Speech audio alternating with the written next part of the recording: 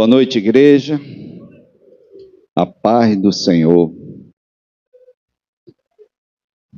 Vocês estão felizes? Vamos ficar um pouquinho mais? Eu creio. Abra sua Bíblia em Tiago.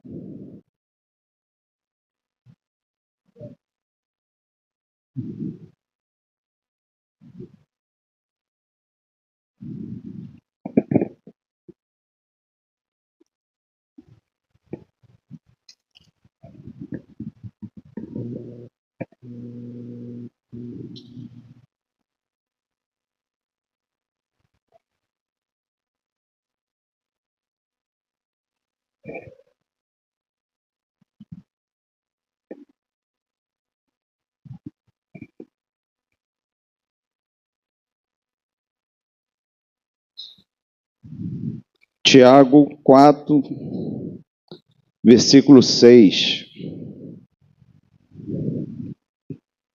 Amém?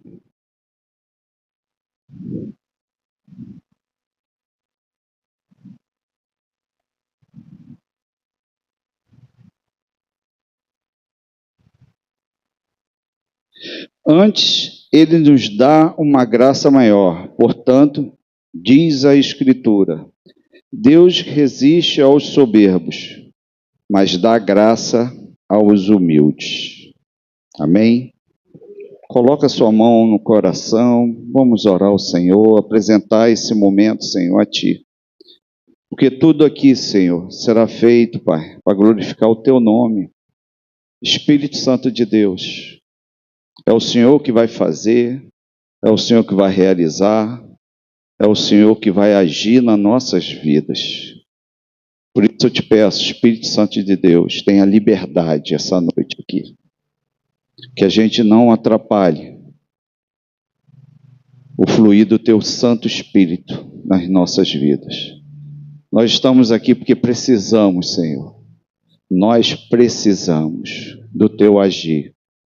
Age, Pai. Faça aquilo que tem que ser feito nas nossas vidas. Porque sabemos que o que o Senhor fizer vai ser melhor para nossas vidas. Em nome de Jesus, amém. Então, queridos, é uma palavra dura, mas é real, verdadeira, e que ela é profunda, que fala: Deus resiste aos soberbos, mas dá graça aos humildes. Queridos, soberbos, orgulhosos, o orgulho está nos tirando de uma caminhada plena com Deus. Deus tem algo maior para nós, mas sabia que devido ao orgulho, a gente vive no mundo abaixo daquilo que Deus quer? Porque o orgulho não permite o agir de Deus na nossa vida. O orgulho, ele impede tudo aquilo que Deus quer fazer. O orgulho, ele chega a um ponto de acabar com casamentos. O orgulho chega ao ponto de matar vidas. O orgulho, ele destrói. Numa guerra, por exemplo, sempre tem um líder, tem um tenente, alguém à frente de um pelotão, né, que vai. Se ele fala, vamos por aqui, vai todo mundo por aqui. Se ele fala, vamos por acolá, vai todo mundo por acolá.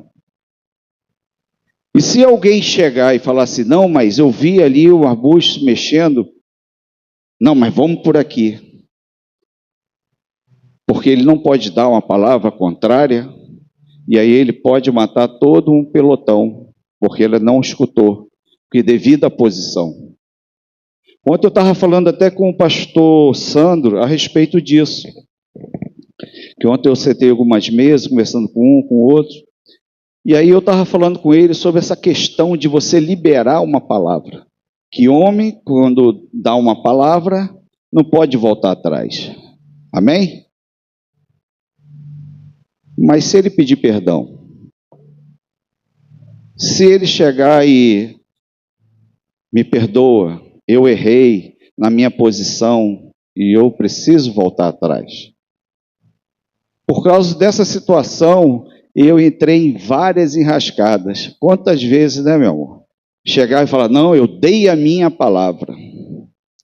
E eu levava até o fundo, até o final.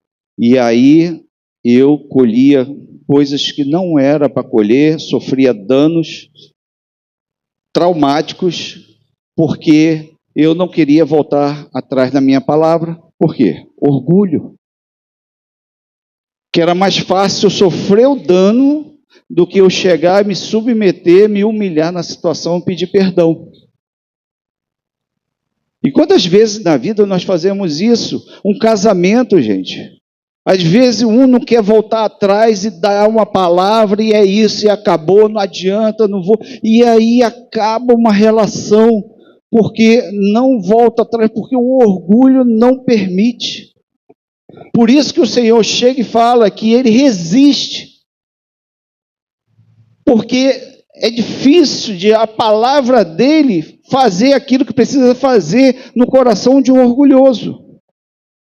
Porque a razão dele sobrepõe a razão de Deus. O ponto de vista dele é maior do que o ponto de vista de Deus para a vida dele. E assim ele não permite que o reino de Deus se manifeste na vida dele, porque ele tem o mundo dele, ele tem o reino dele. E esse reino, quem está no trono é ele, não é Deus. E aí, queridos, por isso que Deus fala, Ele derrama graça sobre os humildes. Os humildes é diferente, querido. O humilde é maleável, é fácil de reconhecer, ó, eu errei, eu preciso de ajuda, eu sou fraco, eu sou miserável. O orgulhoso, até para falar que ele é miserável, ele fala. Sabia? Eu sou miserável. Eu sou fraco, mas não se deixa tratar. É só da boca para fora. Queridos, e aí a gente vai vivendo, levando uma vida e não deixamos o melhor de Deus acontecer, não entramos no reino de Deus, porque nós vivemos nesse reino e que achamos que é melhor. Então, amados, o Senhor resiste aos orgulhosos. E a gente precisa mudar essa chave. A gente precisa ser humilde. A gente precisa reconhecer. A gente precisa tomar decisões que vá no sentido de mudar a minha vida. E essa vida, e isso começa como? Reconhecendo que eu sou orgulhoso. Amados, todos nós somos orgulhosos. Todos. Aquele médico, aquele cirurgião que tira o coração de dentro de uma pessoa e bota de novo, e ressuscita aquela vida ali, dá aquele choque e a pessoa volta. Essa pessoa é orgulhosa.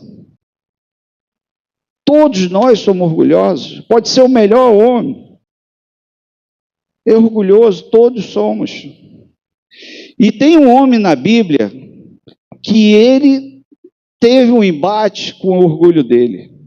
E nós já conversamos sobre ele, já não tem muito tempo, mas eu quero só dar uma passada aqui por ele, porque é interessante. Naamã, vamos de novo para Naamã.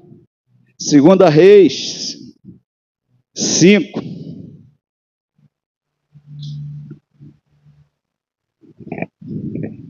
Eu falei uma coisa e passou batida aqui. Eu acho que vocês não pegaram. Deus tem planos para nós estarmos aqui. Não estou falando que sem problema, sem falta de dinheiro, não. Estou falando do nível de Deus. A régua de Deus está aqui.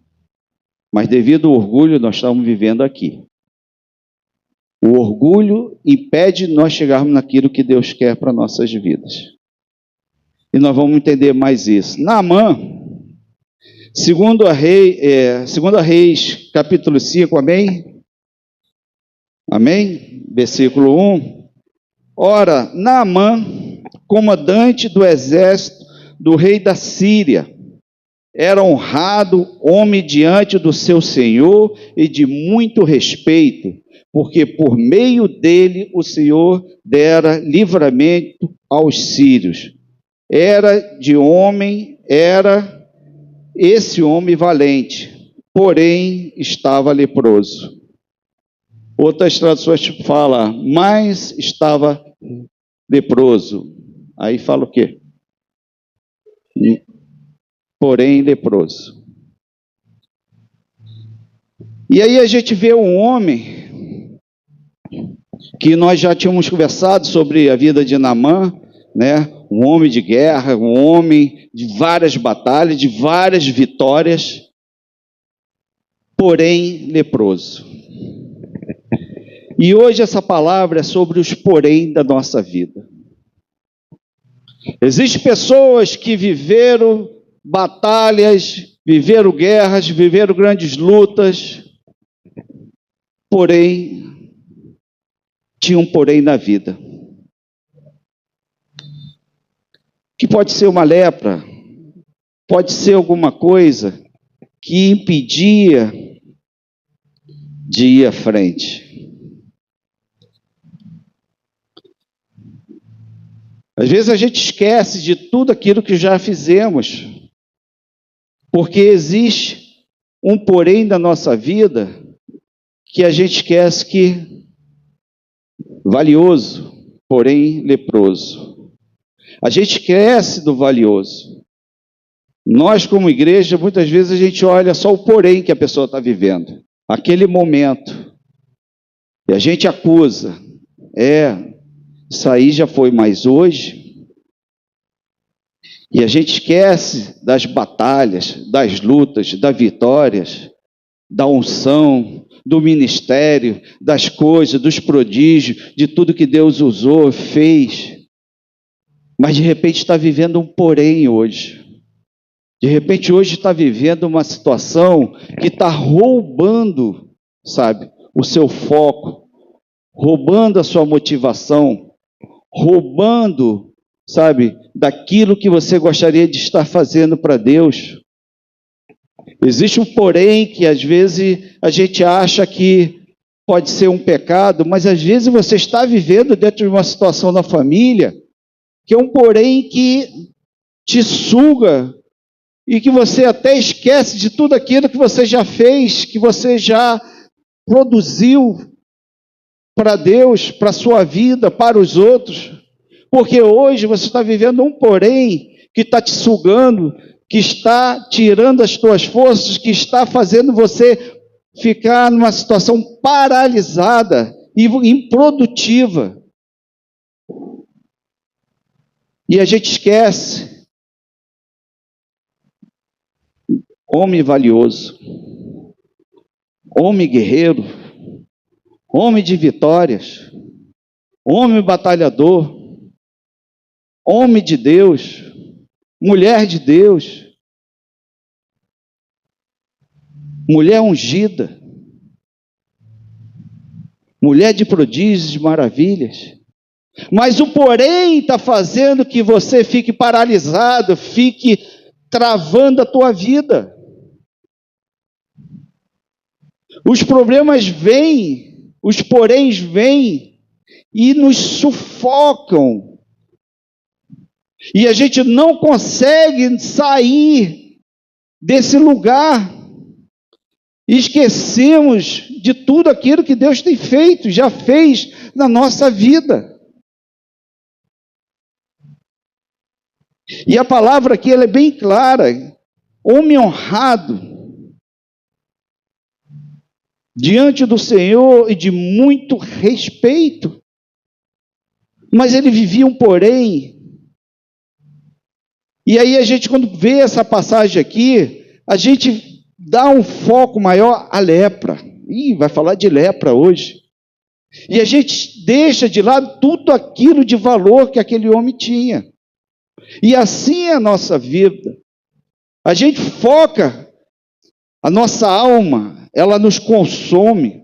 Quando a gente está vivendo algo que está tirando a nossa paz, e todo o foco está nisso, e você esquece de tudo aquilo, das maravilhas que Deus fez na tua vida, das experiências que você teve com Deus, sabe? Dos momentos maravilhosos, daquilo que você já produziu, porque você está sendo sugado por um buraco, que é um porém na tua vida que hoje está dragando, está sugando as tuas energias.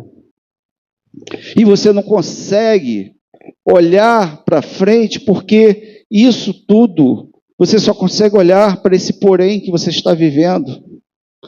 Você não consegue ter uma perspectiva de futuro, uma perspectiva de um futuro melhor, uma esperança que vai mudar, porque você está focando nisso aqui.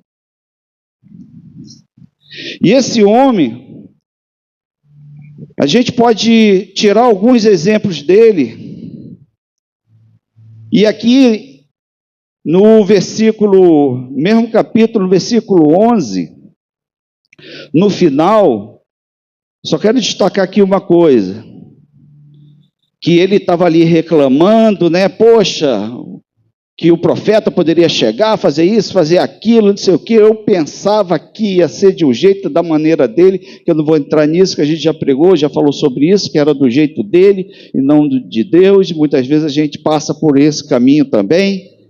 Mas eu queria destacar aqui que a lepra que ele tinha, que ele falava assim, eu achava que ele moveria a mão sobre o lugar infectado. Então era uma lepra que estava no início ainda, amém?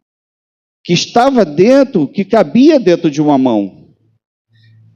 E essa lepra, a gente pode reparar aqui, que ela, como estava no início, eu posso te separar uma coisa, que existe, porém, na nossa vida, que tem que ser tratado no início, que ainda está começando. Porque se você não tratar no início, é morte. O inimigo, não pense que ele está brincando com você. O fato de você vai ali, faz uma coisinha, volta, e vai ali, faz outra coisinha e volta. Não pense que vai ficar nisso. Isso é o início. Porque o que ele quer é te destruir, acabar com a tua vida. Não vai ficar nisso. Acabar com a tua vida, acabar com a tua família, sabe? Levar à morte. Então você está num processo que é início ainda. Porque o fim desse processo, se você não cuidar no início agora, é morte, é destruição. E a gente tem que estar ligado para os sinais que começam a dar os avisos. Ninguém é inocente, todo mundo sabe quando começa os sinais. Olha, não vai por aí, vai dar ruim. Para de ficar olhando para ali, olhando para aqui. Vai dar ruim. Tira esses pensamentos, vai dar ruim. Não alimenta, vai dar ruim. Então a gente vê a nossa vida, começa a entrar em alguns caminhos, e se a gente não chegar e parar logo, tirar, sair, acabar logo, vai dar ruim, gente. Ruim em que sentido? Você vai ficar, primeira coisa, fraco espiritual. Você não vai mais escutar a palavra de Deus, que é a palavra de Deus que vai te libertar, que vai te curar. É a palavra de Deus que vai transformar a tua mente. É a palavra de Deus que vai nos lavar. E a primeira coisa que o inimigo vai fazer é te afastar. Você vai ficar fraco e vai buzinar. O que adianta, seu hipócrita? Vai lá para a igreja. Para quê? Vai cair de novo, vai vacilar de novo. E aí a gente escuta a voz do diabo. É mesmo, eu sou um hipócrita. Para que eu vou para lá? Nas reuniões de homens eu falava assim, gente, pecou, vem. Não pecou, vem. Pecou, vem. Pecou, vem. Pecou, vem. Pecou, vem. Pecou, vem. Vem. Não desista. Porque o Senhor não desiste da gente, queridos. Então para com esse negócio de que eu sou hipócrita. E daí? Todos nós somos hipócritas. E aí? Bem-vindo ao time dos enfermos, do time dos doentes. Então, gente, é uma caminhada. Todos nós temos porém. Todos nós estamos enfrentando situações que nos roubam o melhor de Deus para a nossa vida. Rouba aquele momento onde você estava pleno, poderia estar pleno e não está. Porque quando você olha e para si, está feliz? Estou. Tem alguma coisa te incomodando?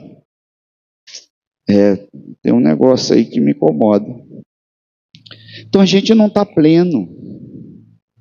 Porque sempre tem alguma coisa sugando, parece sugando a nossa energia. Você pode ser feliz, mas até aqui. Você não tem direito de ser completo. Ele fica tirando da gente. Ele fica sempre, não, você vai só até aqui. Você não tem o direito de ser completo. E mais, esse negócio de humilde, de se submeter, você ser pobre de espírito, não, isso não é para mim. É para a gente, sim. Os humildes serão exaltados. Os humildes derramam graça. Então, queridos, a gente fica escutando essas abobrinhas do inimigo e a gente começa a colocar como verdade na nossa vida e a gente está sendo roubado todo o tempo. E nós estamos perdendo a plenitude de Deus para as nossas vidas. Sabe? Porque não é que você pode passar fome, mas em Deus você é mais do que vencedor. Porque o meu foco não é na comida. Eu estava vendo uma pessoa pregando e falando, poxa, é bênção, um Porsche é bênção.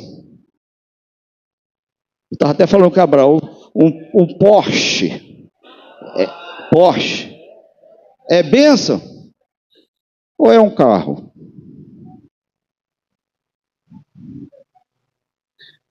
Um jumento que leva para um lugar, já andei muito, é bênção? Ou é um meio de transporte? Para aquela pessoa que está lá no interior, eu fui de um sítio para outro, cheguei andando assim depois, eu não aguentava. Foi uma bênção, porque eu preferi chegar assim do que andando.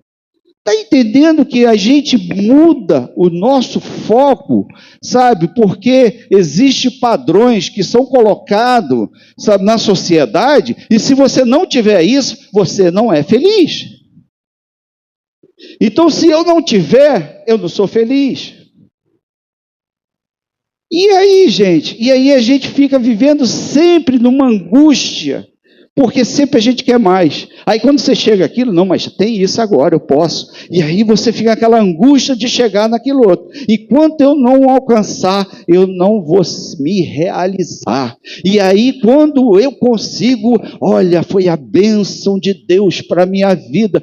Pastor, eu posso subir no púlpito e dar um testemunho? Não! Porque se ele não fizer, ele não está no negócio. Ou é só quando ele fizer que ele está no negócio? Que Deus é esse? Não é Deus de vales e Deus de monte? Queremos só Deus de monte? Para ficar bonito na fita, lindo, cheio de cabelo, tupete? Misericórdia. Está amarrado? Vamos lá. Segundo ponto. Ele não mostrava a sua lepra para todos. Ele não ficava se expondo. Às vezes nós temos um porém, querido, na nossa vida, que a gente fica, encosta uma pessoa do lado e fica, você não sabe o que eu estou vivendo. Misericórdia. Ainda vira assim o rostinho. É porque eu estou com dor aqui, tá, gente? Mas até combinou. E aí, puxa, a gente fica, gente. Não abra sua boca, seu porém, para aqueles que não vão te ajudar.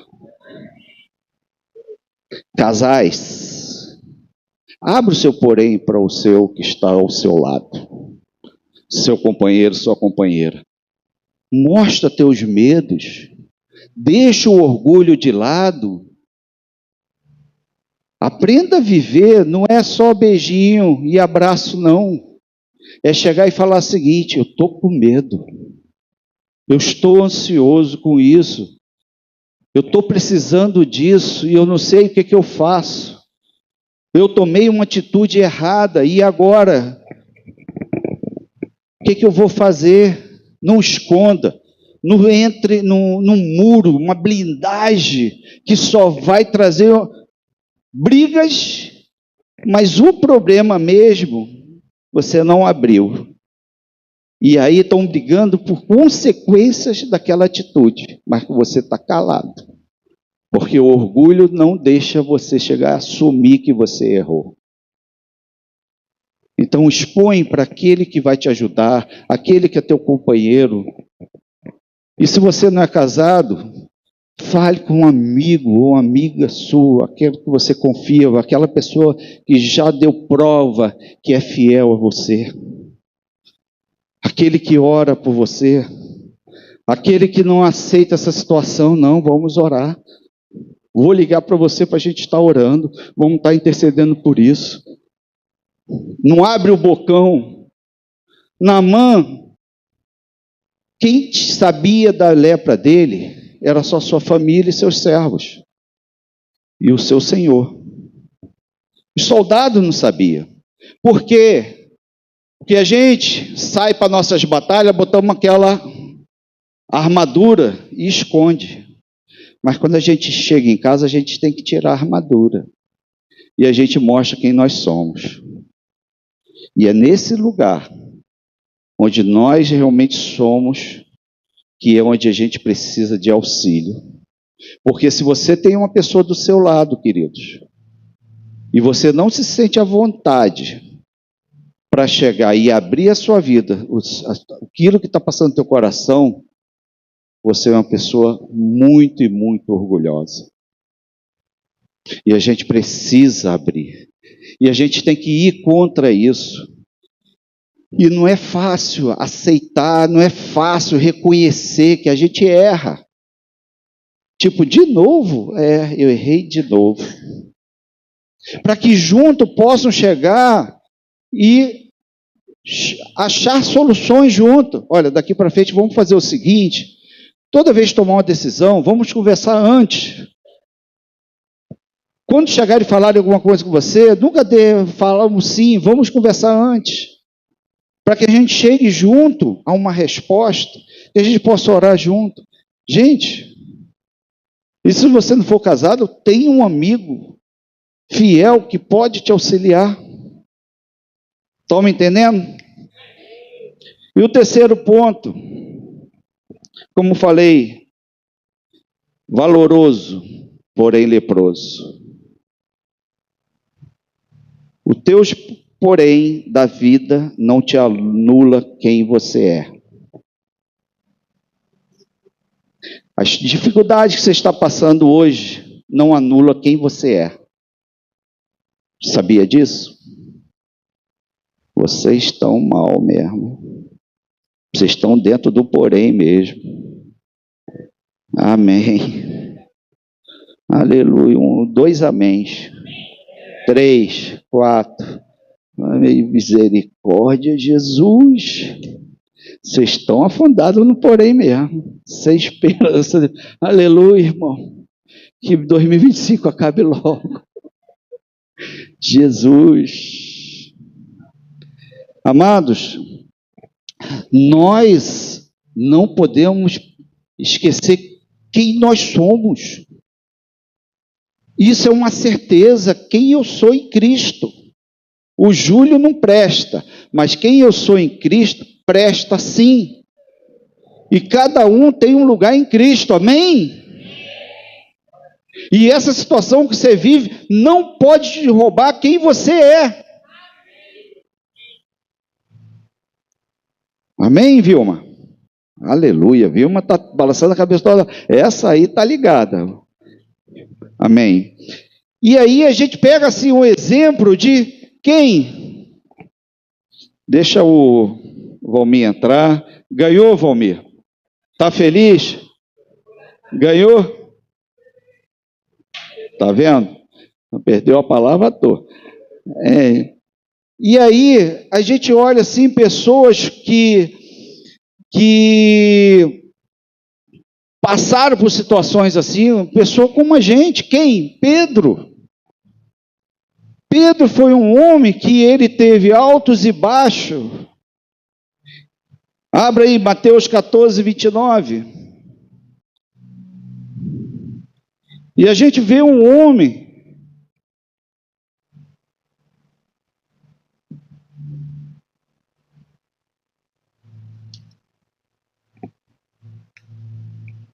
Mateus 14, 29.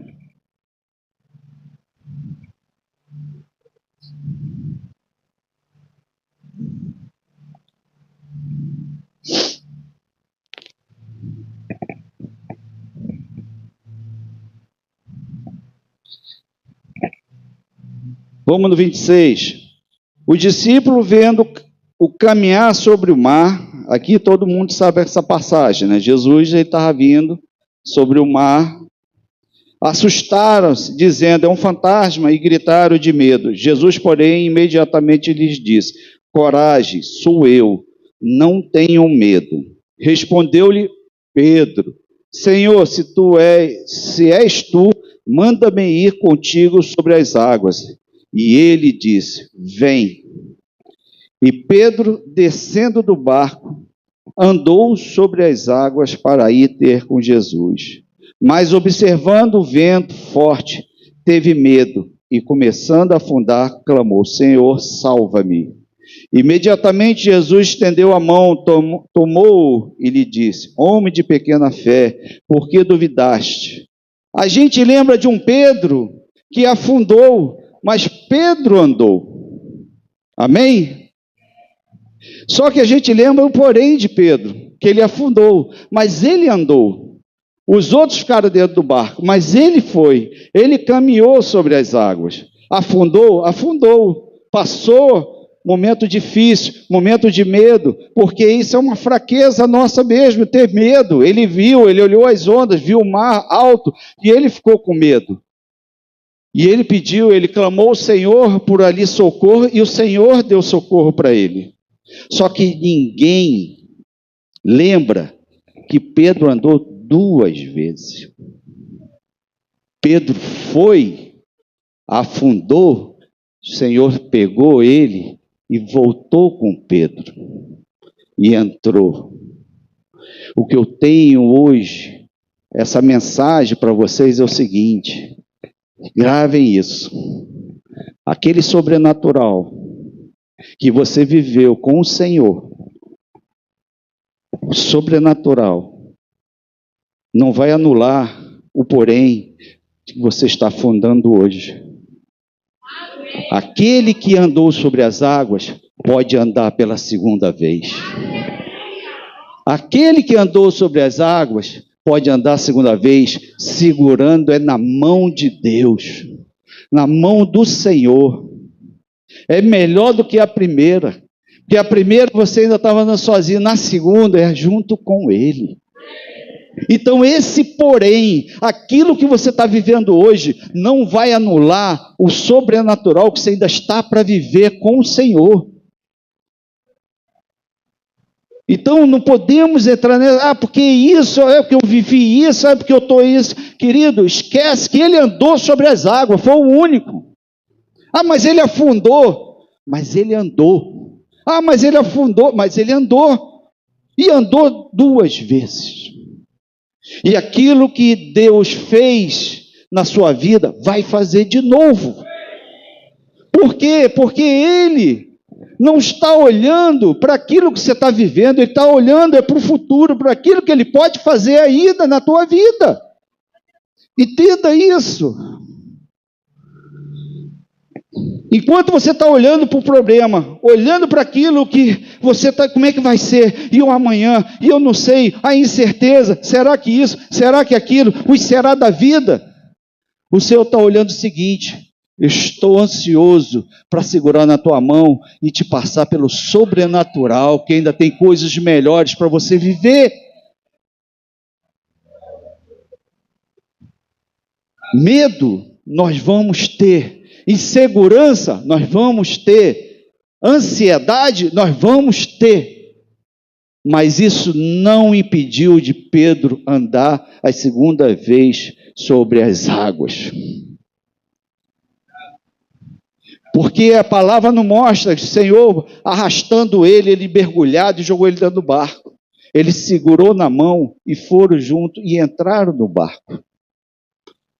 Então, querido, aquilo que Deus tem para nós, só depende de nós dar espaço para que o Senhor haja. Não podemos ficar olhando para o problema e a gente não vê o que tem por trás do problema. Sabe o que tem por trás do problema? Projeto de Deus para a tua vida.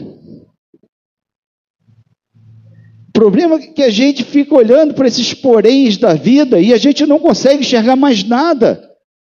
E a gente deixa, impede de fazer aquilo que a gente precisa fazer para que comece o rio de vida fluir pela nossa vida. Se você tem um filho que não gostaria de onde ele está, que você gostaria de que ele tivesse o caminho do Senhor, vai adorando o Senhor, glorificando, faça a tua parte. Se você tem um marido que não está fazendo aquilo que você gostaria, ele, homem de Deus, vai fazendo a tua parte. Se você tem uma esposa que não está caminhando junto contigo dentro do espaço do Senhor, vai fazendo a tua parte. Fazer a tua parte é você chegar, olhar para o problema, glorificar o nome do Senhor e ter paz. Senhor, eu entrego em tuas mãos porque eu creio.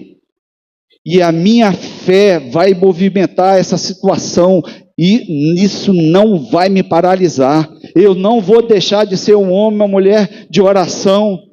Eu vou continuar caminhando. Ah, eu caí. Levanta. E estica a mão para ele. Levanta. Que ele vai te levantar e você vai continuar caminhando. Caiu de novo. Levanta.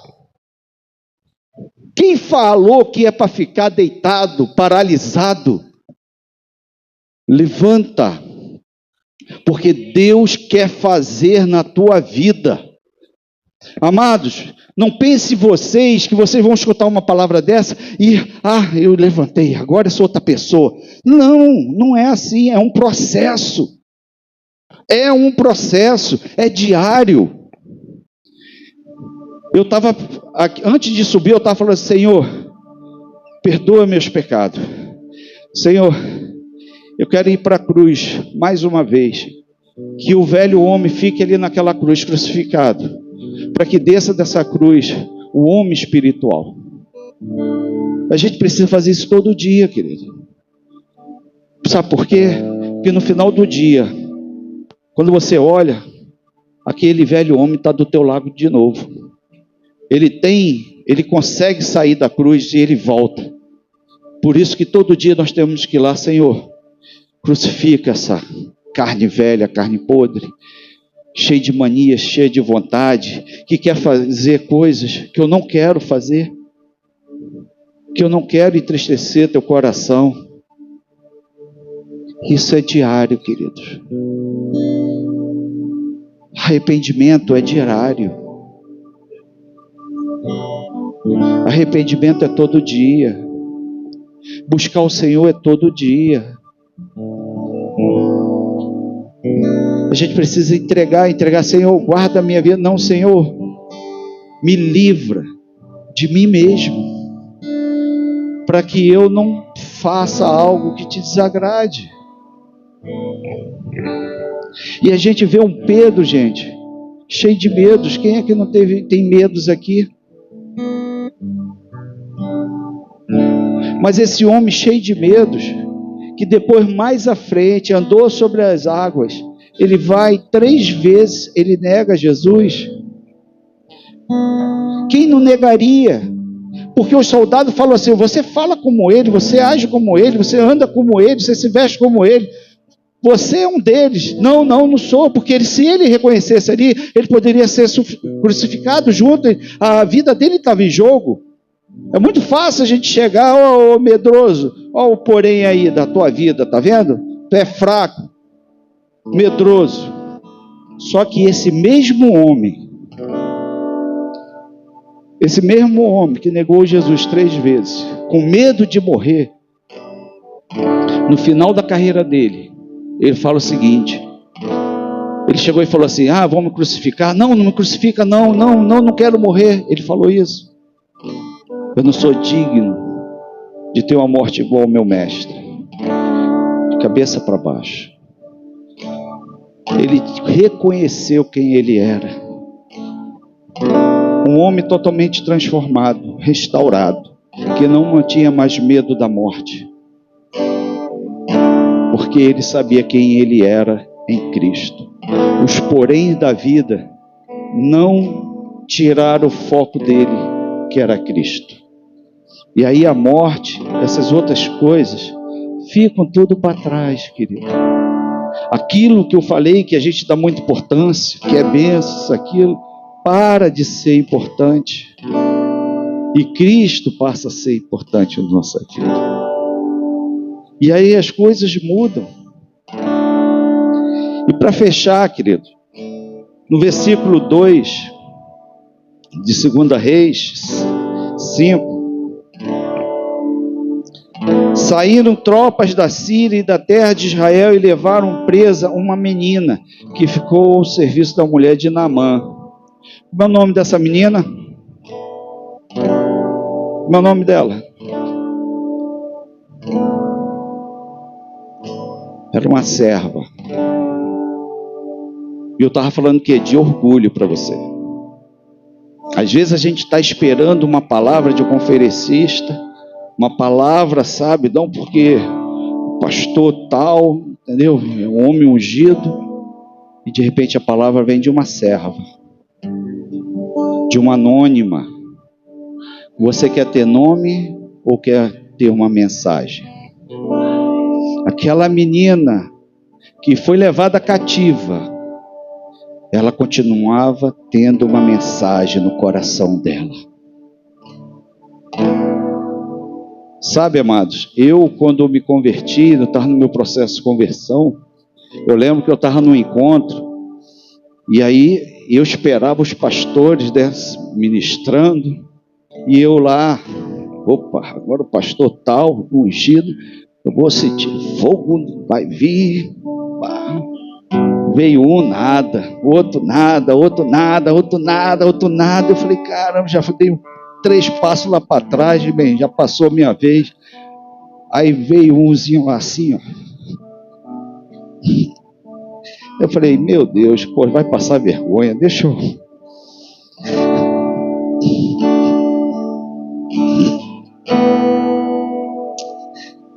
Já aquele homem...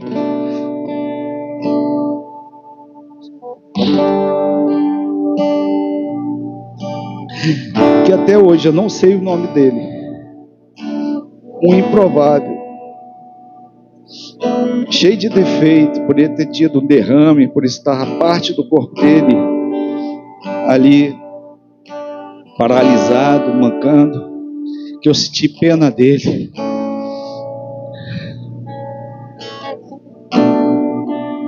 E eu, por pena dele, eu deixei ele botar a mão na minha cabeça.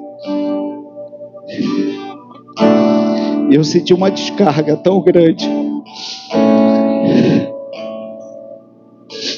E Deus falou, se ajoelhe perante o meu servo. Parecia que estava gritando no meu ouvido. Orgulho. Orgulho. A gente quer o nome. A gente quer isso, quer aquilo, tem que ser do nosso jeito. E o Senhor usa os anônimos Para fechar, o que eu tenho que falar para você é o seguinte, querido. O orgulho tampa nossos ouvidos para aquilo que Deus está falando com os pequeninos. E a gente tem que abrir os nossos ouvidos, pedir perdão a Deus, porque o Espírito está falando a todo momento. E não é do nosso jeito, é do jeito do Senhor, e Ele usa quem Ele quiser. E toda vez que eu falo esse testemunho eu me emociono, porque foi a primeira experiência assim com Deus, sobrenatural, e uma pessoa que eu tive pena, e o meu coração estava focado em homens, e Deus ali mostrou como eu era tão pequeno, tão cheio de orgulho. Eu achei que tinha que ser do meu jeito, e é do jeito de Deus. Mas para isso nós precisamos nos humilharmos na presença do Senhor e nos arrepender de tudo isso, esse lixo que está na nossa cabeça, para que possa fluir de Deus na nossa vida, querido. Nós estamos numa época onde quem tem muitas curtidas, quem tem muito nome, é esse que a gente escuta. Mas e os anônimos? Que tem uma mensagem de Deus, a gente não está escutando. Cadê aquela senhorinha do coque? Elas pararam, ou deixamos de estar junto com elas, não demos mais importância. Agora são os conferencistas, homens que já vêm com a palavra já. Não vou entrar no detalhe se é certo ou não, misericórdia, não quero entrar nesse detalhe, mas eu quero dizer que Deus fala também com os pequeninos, e a gente não pode deixar passar, porque o Espírito está falando, o Espírito continua falando. Amém? Queridos, você quer ter um nome ou uma mensagem? Uma mensagem de vida eterna, uma mensagem extraordinária, uma mensagem que muda destinos. Jesus, nossa referência,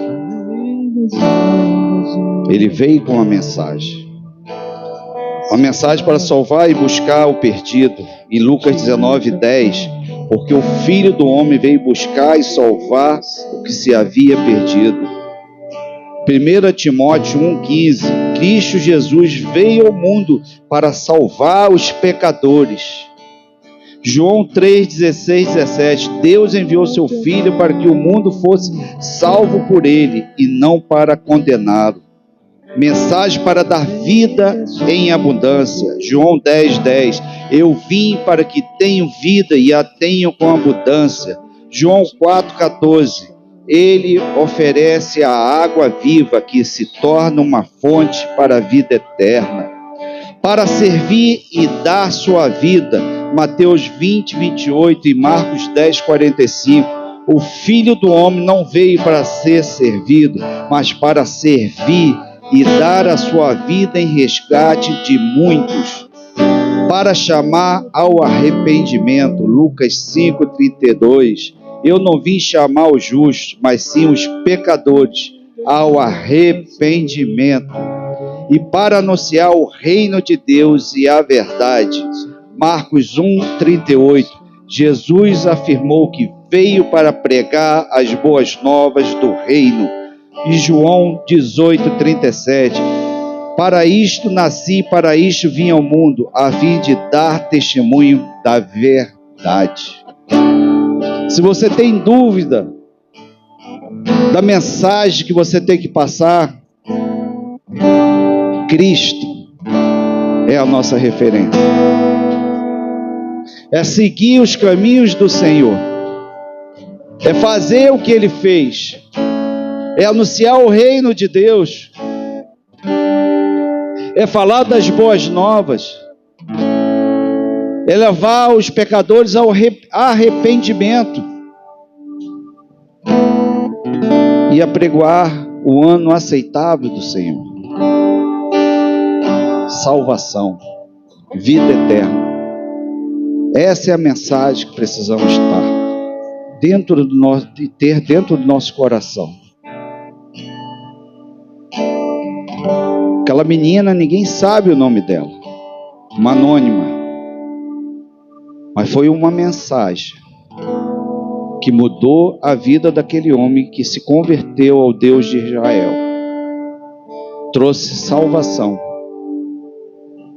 Uma mensagem que eternizou através da palavra do Senhor.